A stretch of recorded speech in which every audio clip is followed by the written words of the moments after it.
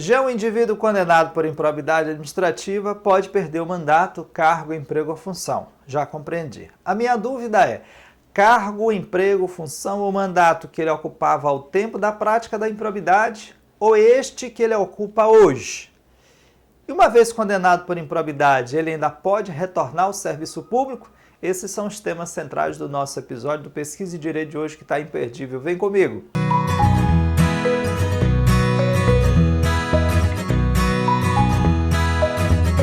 Pessoal, também aqui eu vou começar pelo direito penal.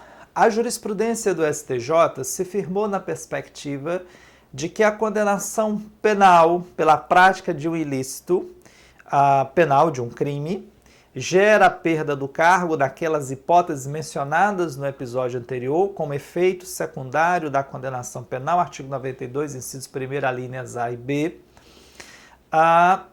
E, claro, isso diz respeito ao cargo que o indivíduo ocupava ao tempo da prática do crime.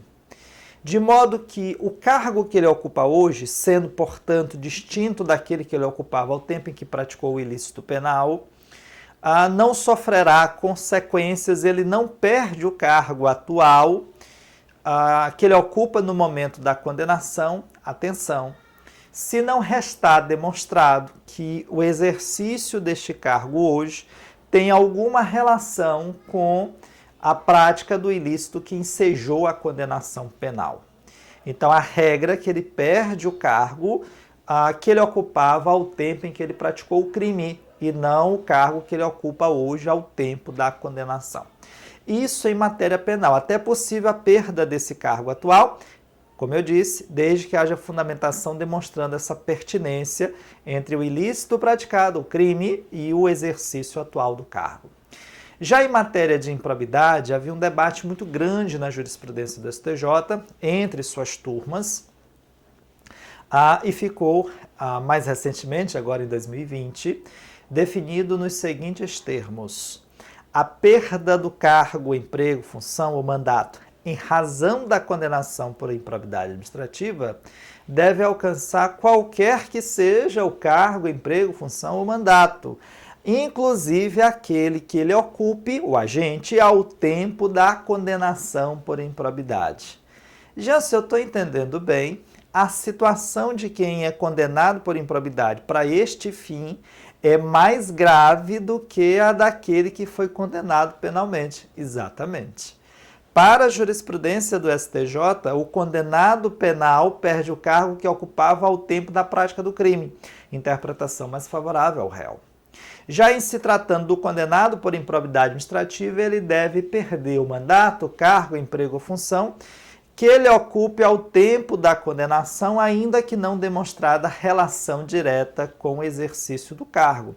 É possível, por exemplo, que o indivíduo tenha cometido uma improbidade num cargo específico, saia daquele cargo, preste um novo concurso e só saia a condenação por improbidade quando ele já estiver nesse novo cargo.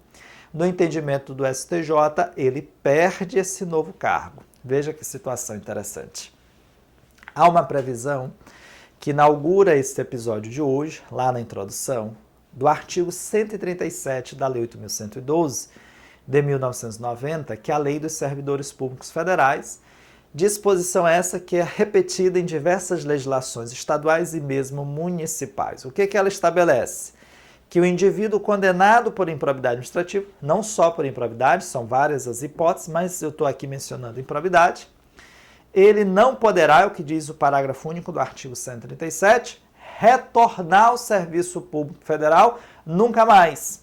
E já se ele fizer novo concurso, a previsão expressa da lei é que ele não pode voltar de jeito algum, de forma nenhuma, não poderá mais retornar. Está vetada o seu retorno.